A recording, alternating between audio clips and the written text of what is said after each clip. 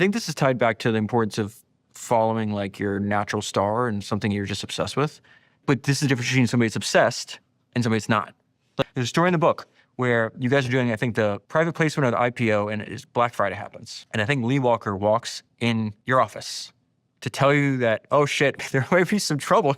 There's trouble brewing in the capital markets at this point.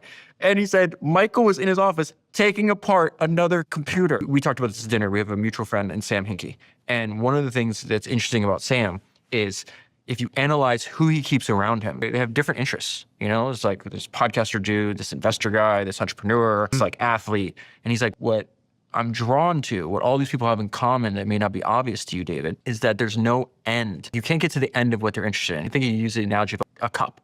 So you just pour and pour and pour, it just keeps going. They can never get to the end of their curiosity.